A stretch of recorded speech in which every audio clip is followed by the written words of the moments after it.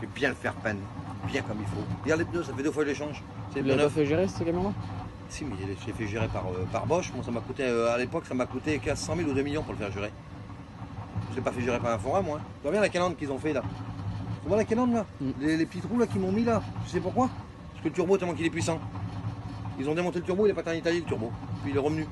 Alors pour la prise d'air du turbo, pour qu'il refroidisse plus vite. Combien de chevaux qu'il fait là? Je sais pas comment il doit faire ce camion là.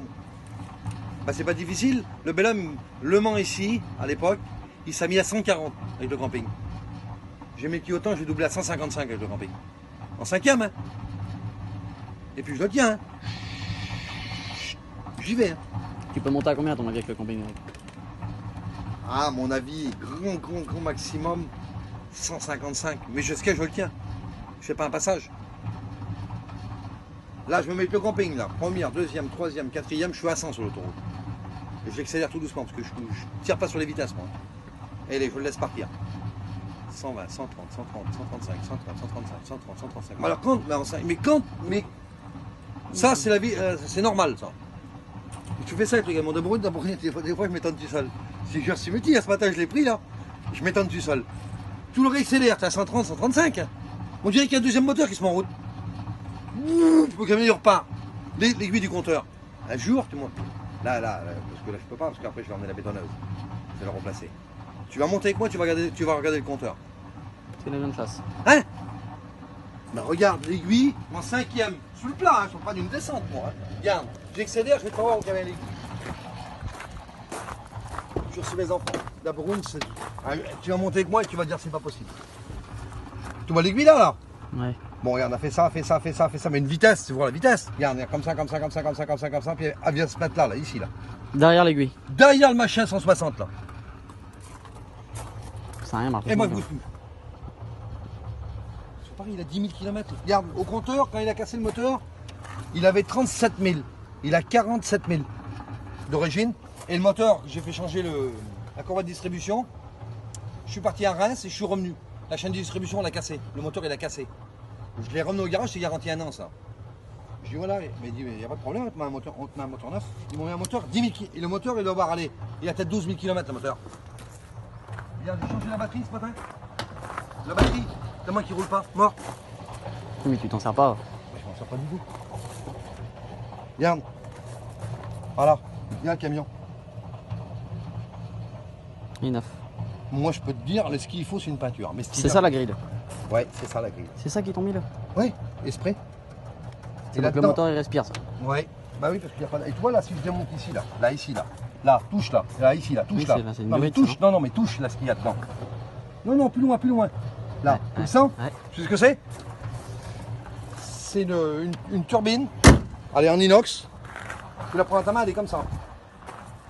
Comme ça, elle est. Ça fait comme un turbo. Tout des petites ailettes. Tu la prends à ta main et tu fais ça là. Pouf, elle vient comme ça. Et tu la fous dans la durée. Pouf, on prend la. Alors, c'est pourquoi? Quand l'air elle arrive dans le turbo. Un turbo, il y a des petites dents dans un moulin à café. Quand elle arrive à l'air, au lieu d'arriver comme ça, elle arrive déjà en tournant. Dans le turbo.